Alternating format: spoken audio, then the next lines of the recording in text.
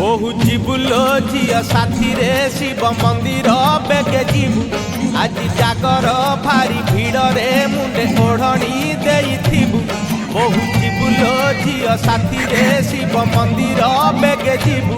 আজি জাগর ভারি ভিড়রে মুন্ডে ওড়নি দেইথিবু টিকে গহଳି আড়েই দেবু পଣ୍ଡା পছে পছে চালুথিবু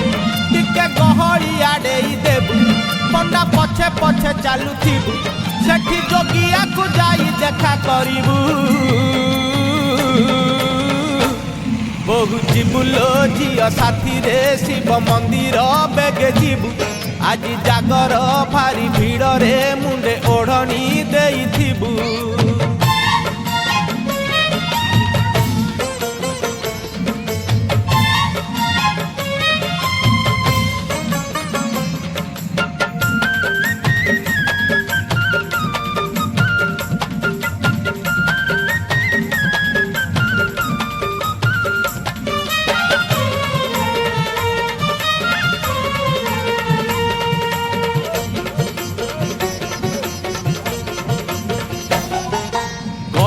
ফুলরে গুন্থিবু হারল মঝিরে অরখ দেই কোলিবু কর্পূর চন্দন সাথীরে মন গঙ্গা জল নেই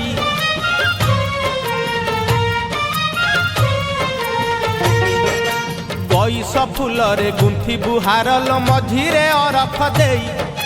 কোলিবু কর্পূর চন্দন সাথীরে মন গঙ্গা জল নেই মোর ঝিଅକୁ ମାଡ଼ିଲେ ଡର ତାକୁ ଭେଟାଇ ଦବୁ ଲୋହର मोर झिଅକୁ ମାଡ଼ିଲେ ଡର ତାକୁ ଭେଟାଇ ଦବୁ ଲୋହର ଶିବ କଳା ନେଇ ଝିଅ ଆଖିରେ ଦେବୁ ବହୁ ଯିବୁଲୋ ଝିଅ ସାଥୀରେ ଶିବ ମନ୍ଦିର ବେଗେ ଯିବୁ ଆଜି ଜାଗର ଭାରି ଭିଡ଼ରେ ମୁଣ୍ଡେ ଓଢ଼ଣି ଦେଇଥିବୁ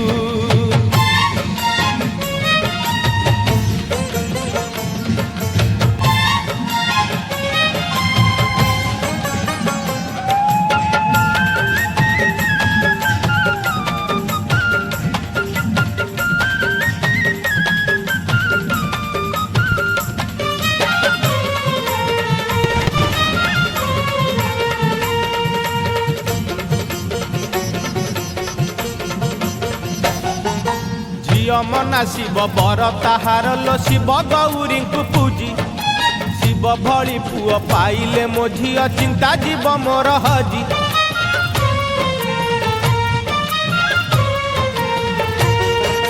झियो मना शिव बर ताहार लो शिव गौरी को पूजी शिव भली पुओ पाइले मो झियो चिंता जीव मोर हजी गोपे भोला जदि दब बर झियो पाई हेब छड़ा हार गोपे भोला जदि दब बर झियो पाई हेब छड़ा हार शिव बेढ़ारे झियो गड़ेई देबू बहु जीबुलो झियो साथी रे शिव मंदिर बेगे ଯିବୁ ଆଜି ଜାଗର ଭାରି ଭିଡ଼ରେ ମୁଣ୍ଡେ ଓଢ଼ଣି ଦେଇଥିବୁ